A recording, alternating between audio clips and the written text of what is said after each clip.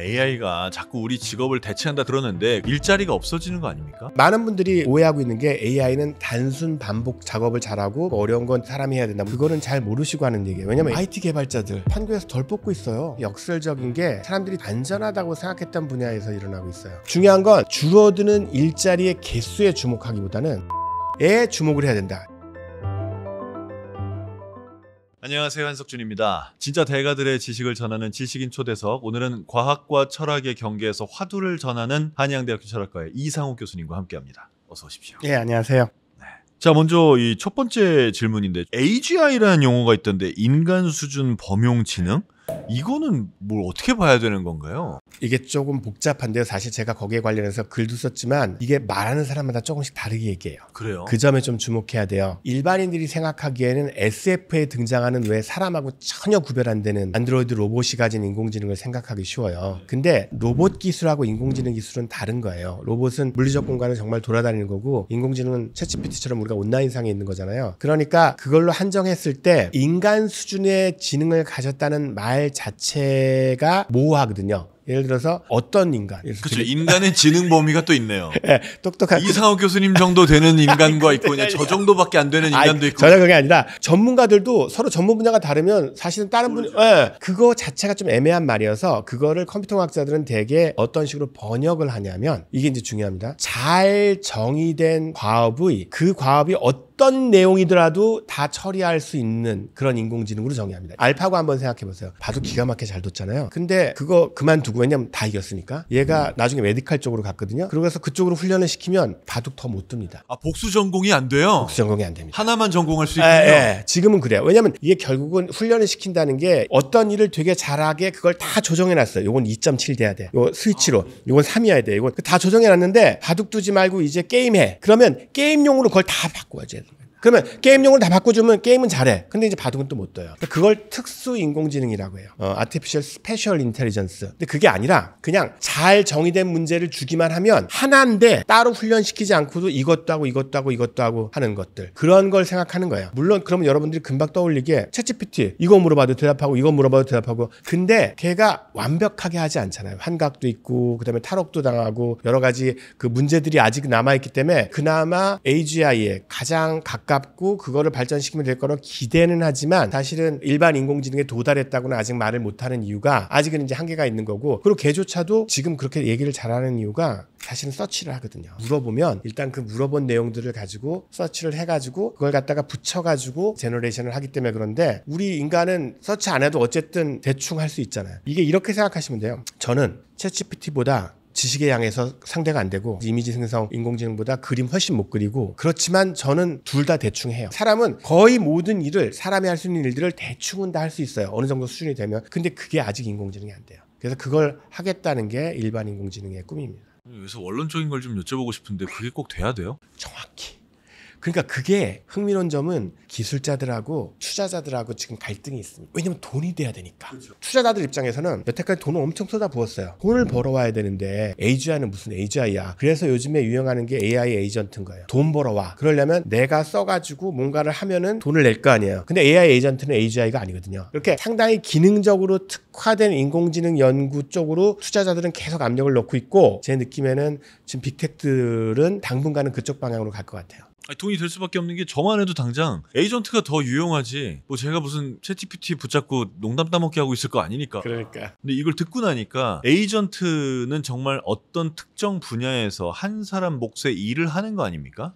그렇게 기대를 하고 있죠. 그럼 이거 반대로 말하면 일자리가 없어지는 거 아닙니까? 지금 이거는 현실화되고 있는데 제일 역설적인 게 사람들이 제일 안전하다고 생각했던 분야에서 일어나고 있어요. 저 그러니까 너무 놀랍습니다. 원래 10년 전에 AI 얘기할 때는 야 그래도 뭐 예술하는 사람은 괜찮을 거야 이렇게 얘기했는데 예술이 제일 먼저 지금. 그리고 지금 IT 개발자들 지금 저 판교에서 덜 뽑고 있어요. 왜냐하면 아주 심플한 이유예요. 개발자로 처음 입사하는 애들은 훈련은 받았지만 사실 실무는 처음이잖아요. 그러니까 얘네들도 어차피 가르쳐야 돼요. 근데 AI 에이전트, 코딩한 에이전트 물론 아직까지는 불안전해요. 근데 얘네들을 가르쳐서 쓰면 되거든요. 왜냐하면 싸거든요. 그게 무서운 얘기죠. 그러니까. 근데 조심할 거는 인간을 완전 대체하는 건 아직 아닌 게 이렇게 가르쳐가면서 쓸 수 있는 고급 그러니까 경력 5년 차 이상 10년 차 그 사람들은 있어야 돼요. 헤드는 있어야 돼. 이 사람들 없애고서 AI 에이전트로 다 대체할 수 없어요. 근데 문제는 여기서 더 심각한 문제가 생깁니다. 지금은 기업 입장에서는 비용을 줄여야 되니까 그렇게 가요. 근데 탈숙련이라는 문제가 돼요. 그러니까 AI한테 일을 지시할 수 있는 경력 5년, 10년짜리 숙련된 기술자가 없어지는 거 아닙니까? 왜냐면 점점점 이 사람은 정년퇴직해서 없고 밑에 애들은 안 뽑았고 그리고 얘네들은 훈련도 안 시켰고 그러니까 일부 뽑았더라도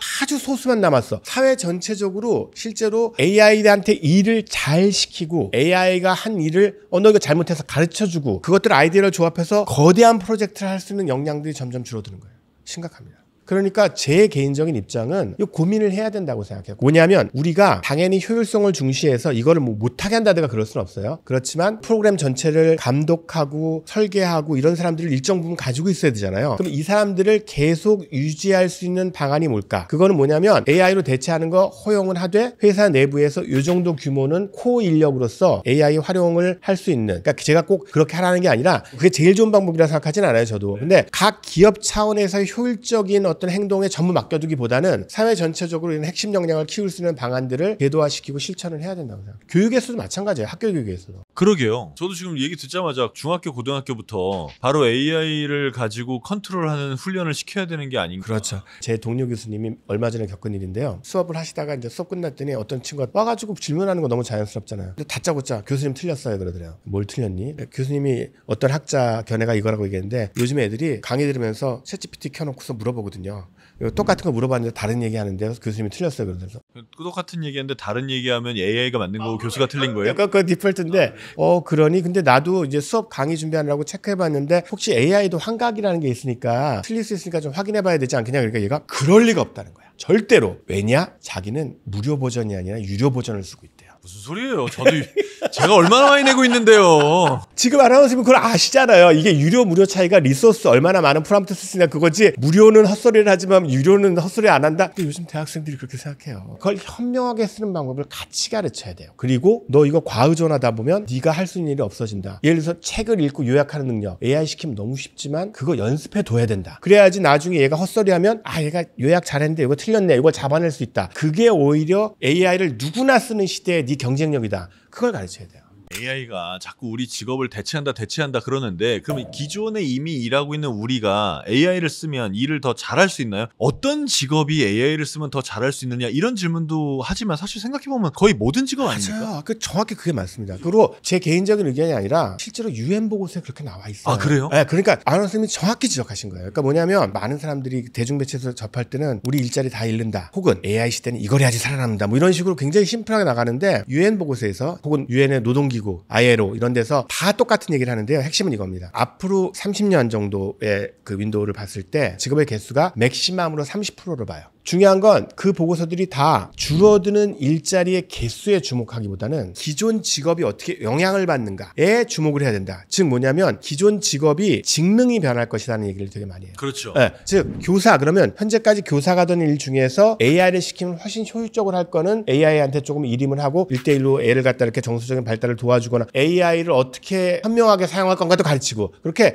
직능이 훨씬 더 많이 바뀔 거고 근데 이게 쉽지 않잖아요. 내가 원래 이렇게 할 줄 알았는데 이렇게 하라고 하면은 배워야죠. 그리고 그걸 어떻게 할지를 고민해야 되고 그래서 이 직능 변화를 잘 고민하고 어떻게 잘할 건가를 정부나 여러 관련 단체에서 재교육도 시키고 관심을 기울여야지 기술 도입에만 집중해서는 안 된다. 즉 인력 재교육과 그 직능의 변화에 대비해야 된다. 그게 사실은 컨센서스입니다. 근데 저는 어떻게 보면 그냥 우리 늘 그래왔다는 생각도 듭니다. 예를 들어서 70년 전에는 운전을 할 수 있는 게 기술이었지 않습니까? 그래서 그때는 운전을 하는 사람을 높여 부르는 말로 기사라고 불렀어요. 근데 이제 그게 오토매틱 운전이 나오면서 모두가 다 할 수 있는 일이 됐죠. 그렇지만 그럼에도 불구하고 운전을 극상으로 잘하는 사람은 또 살아남았거든요. 그 일을 극상으로 잘하는 사람은 계속 살아남아 있지 않을까. 정확히 맞습니다. 왜 그러냐면 지금 AI가 뭘 못하냐. 많은 분들이 오해하고 있는 게 AI는 단순 반복 작업을 잘하고 뭔가 복잡하고 어려운 건 잘 못하니까 그건 사람이 해야 된다. 뭐 이런 식으로 말씀 많이 하시는데 그거는 잘 모르시고 하는 얘기예요. 왜냐면 AI는 어차피 어떤 게 어렵고 어떤 게 쉽고를 아는 존재가 아니거든요. 훈련 데이터가 양질에 있느냐 그리고 그것들을 얼마나 잘 정의된 목적 함수가 있느냐. 예를 들어서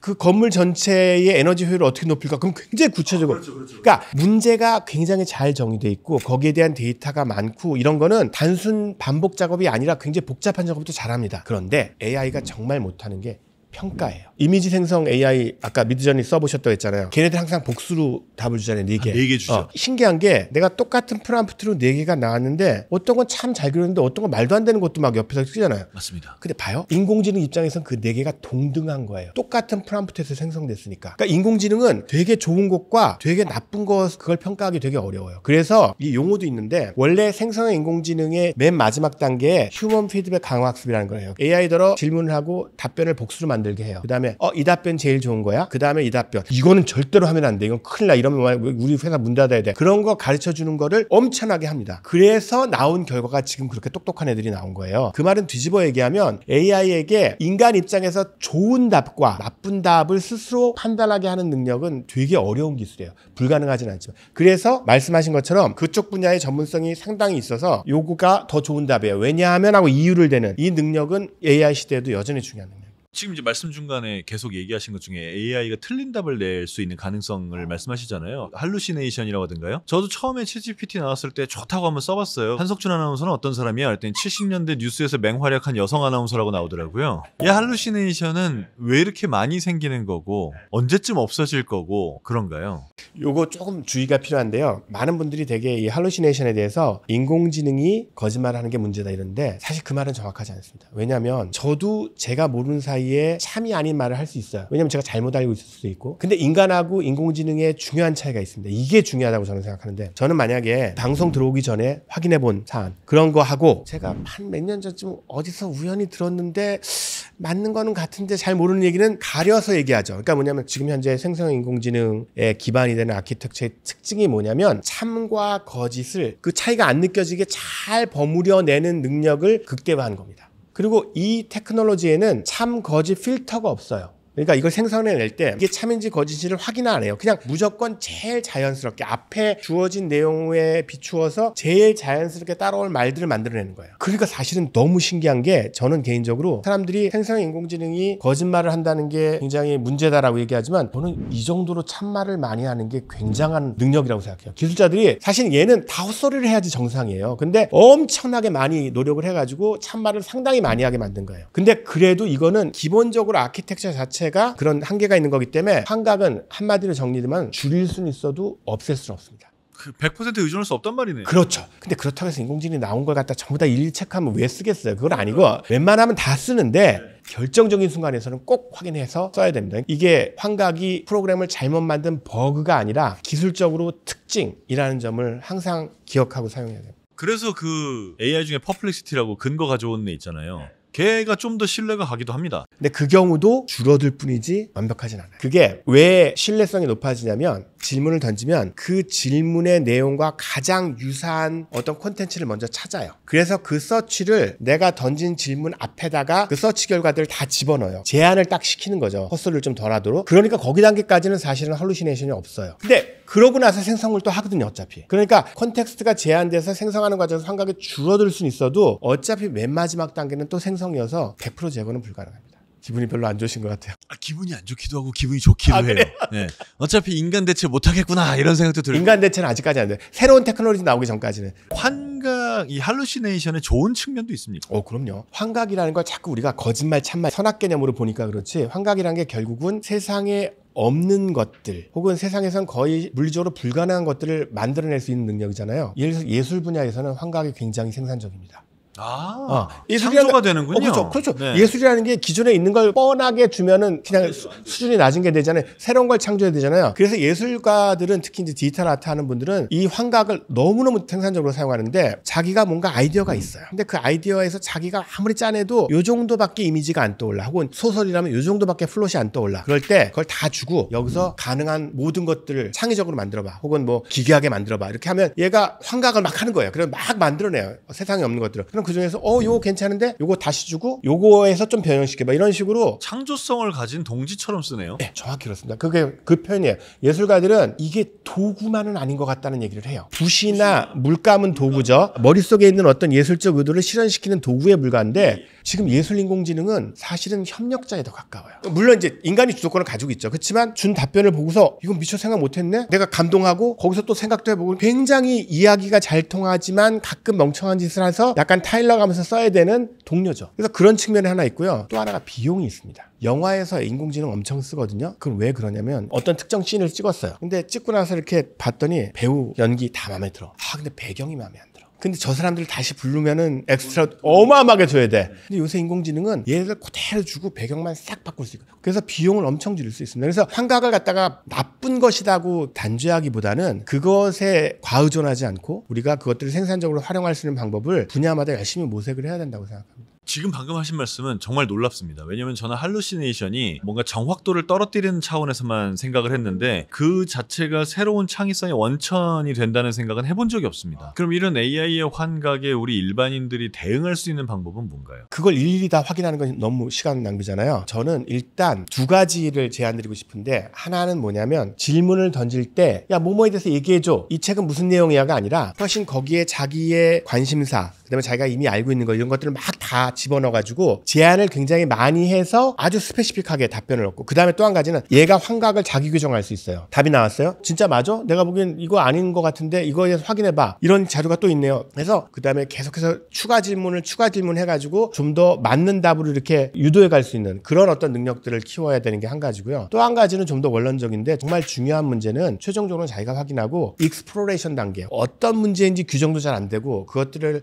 어떻게 해결해야 되는지도 잘 모르는 그런 초기 단계에서는 마음껏 쓰시는 거예요. 근데 나중에 정작 중요한 자리에서 공적으로 발표를 하거나 자기의 위신이 걸린 문제일 때는 그 내용들을 체크를 하는, 그렇게 약간 모드에 따라서 어떤 단계인지에 따라서 다르게 쓰는 걸, 그걸 좀 추천드립니다. 그 얘기 들으신 적 있습니까? 자신의 유튜브 페이지를 누군가에게 절대 보여주면 안 된다는, 너무 많은 것들이 거기서 드러나니까요. 뭐 사소하게는 정치적인 성향부터 시작해서 내가 평소에 좋아하는 거 뭐 이런 게 다 뜨니까 그게 알고리즘이 그렇게 만들어내는 거잖아요. 근데 그래서 좀 편향적인 것도 있어요. 이런 편향적인 결과를 가져오게 되는 알고리즘, 문제라고도 볼 수 있지 않을까요? 이미 굉장히 큰 문제라고 사람들이 생각하고 있고 거기에 대해서 대응책도 모색하고 있는데 그렇게 쉽지는 않은데요. 핵심은 뭐냐면 인간이 자신이 뭘 할지를 자율적으로 선택할 권리가 있잖아요. 근데 권리를 행사하는 것에 대해서 AI가 너무 파워풀한 도구를 제공해주고 있기 때문에, 그러니까 내가 좋아하는 동영상 몇 개를 보면 그거하고 온라인을 쫙 시켜가지고 그쪽 분야만 쫙 추천해주잖아요. 그런데 그게 당연히 좋죠. 내가 좋아하는 게 계속 나오니까. 그런데 그게 바람직하냐라고 물었을 때 실제로 설문조사 해보면 그거 별로 안 좋은 것 같다. 왜냐하면 계속 보고 있는 이 콘텐츠 말고 다른 세상들도 있고 내가 이게 굉장히 편향됐을 가능성을 막연하게는 알고 있지만 어쨌든 이게 좋으니까. 그럼 뭐 필터 버블이니 뭐 에코 챔버니 이런 얘기를 하잖아요. 이제 대응책이 좀 복잡해져요. 옛날에 우리가 레가시 미디어가 되게 중요한 역할을 했는 게 공정보도 이 원칙에 따라서 굉장히 논쟁적인 사안이 있으면 그 사안의 찬반 양론을 항상 맞습니다. 균형 있게 보죠.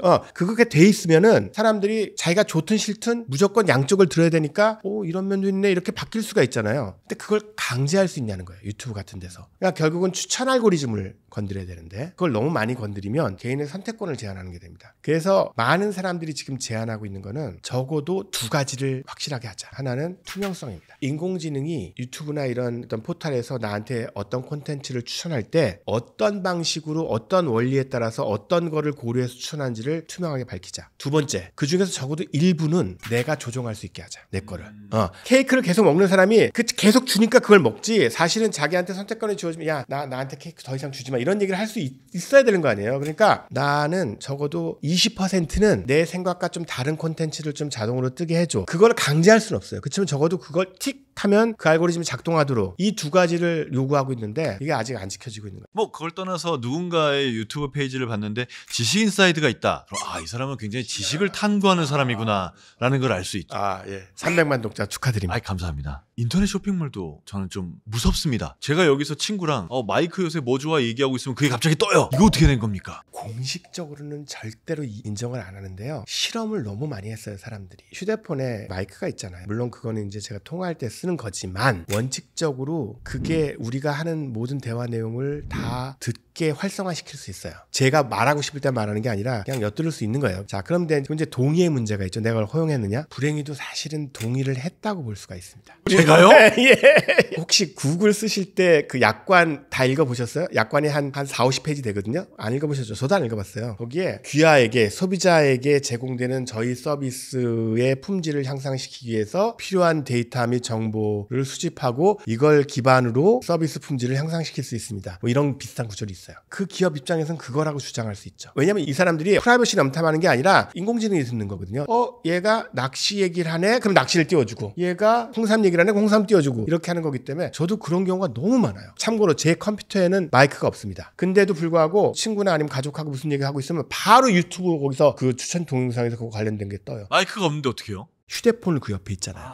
그게 구글 계좌가 다 연결되니까 그 휴대폰이 듣고 그걸 또 그 컴퓨터에 보내주는 거예요. 물론 이건 다 리즈너블 개수입니다. 그렇지만 저는 95% 이상 확률로 맞을 거라고 봐요. 근데 그걸 인정하는 순간 당연히 소송 막 복잡한 거기 때문에, 근데 저는 소송에 걸려도 아마 소비자들에게 더 좋은 서비스를 하기 위해서 하는 거다, 그렇게 얘기할 것 같아요. 들었다 안 들었다에 대한 증명을 어떻게 하겠습니까? 어떻게 물리적으로 막고 다닐까요? 아니요. 그거는 제 생각엔 제도적으로 해야 된다고 생각해요. 일단 아까 얘기한 그 원칙이 똑같이 적용되는데 너희들 그거 하는지 안 하는지 투명하게 정보 공개해라. 그리고 만약에 공개한다면 그러면 이런 경우에 우리가 당신들 얘기를 듣고 광고를 게시하는 걸 동의하십니까? 그걸 항상 묻고서 해라. 그러면 그거 동의할 사람 거의 없을 거거든요. 할 사람은 하고, 필요한 사람들은 하고. 근데 그걸 안 하고 있어서 문제니까 이건 제도적으로 풀어야 될 문제라고 저는 생각을 합니다. 자, 그러면 이제 어떻게 보면 좀 포괄적인 얘기입니다. 그래서 결국은 AI가 우리 인류를 행복하게 만들어 줄까요? 저는 AI가 우리를 행복하게 만들어주게 만들어야 된다고 생각합니다. 그러니까 뭐냐면 AI 미래는 정해져 있고 우리가 할 수 있는 건 적극 수용하거나 거부하거나 그 둘 중에 하나라고 생각하는데, 저는 그러면 안 된다고 보고요. AI가 그 기술 개발 자체도 가버넌스를 잘 만들어서 우리가 소중하게 생각하는 그런 가치를 존중하고 그걸 증진시키고 우리를 좀 더 그쪽 방향으로 강화시킬 수 있게 그렇게 노력을 해야 된다고 생각합니다. 그러니까 AI가 기술이 발전하는 만큼이나 이 기술을 어떤 방향으로 발전시키고 어떤 방향으로는 통제할지에 대한 그런 규정들을 전 국가가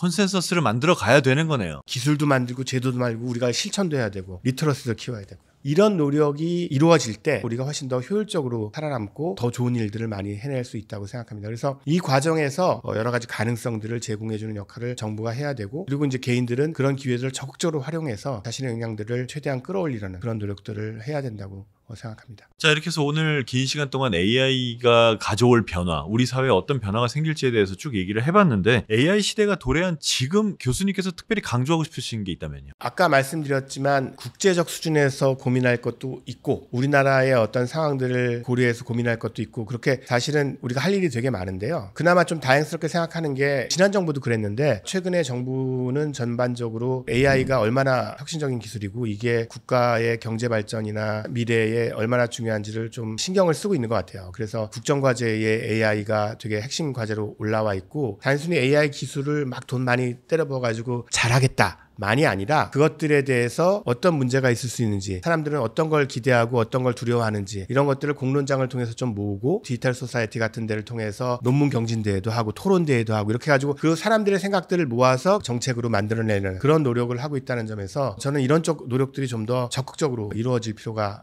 있다고 생각을 합니다. 안 어려웠던 시대는 없는 것 같기도 해요. 각 시대마다 다 도전 과제가 있었죠. 그러니까 이제 다 풀어냈던 과거니까 그건 쉬웠다고 생각이 되는 거지, 그 당시에는 그만큼 어려웠을 것 같고, 이제 우리 시대에는 이 과제가 닥쳤으니 우리는 이제 이걸 잘 해결해 나가야 되지 않을까 싶습니다. 교수님께서 계속 많은 좀 가르침을 주시고 별 말씀. 네, 감사합니다. 오늘 이상욱 교수님과 함께 AI의 미래, 그리고 AI 기술이 현재 가지고 있는 문제, 그 문제를 우리 인류가 어떤 식으로 대처해 나가야 되는지에 대해서 아주 깊은 말씀을 많이 나눠봤습니다. 지금 이 영상을 시청하고 계시는 여러분 한 명 한 명이 어떻게 생각하고 어떤 의견을 내느냐에 따라서 우리에게 훨씬 더 바람직한 미래가 올 수 있다라고 생각이 됩니다. 지식인 초대석 오늘은 여기서 마무리 짓겠습니다. 고맙습니다.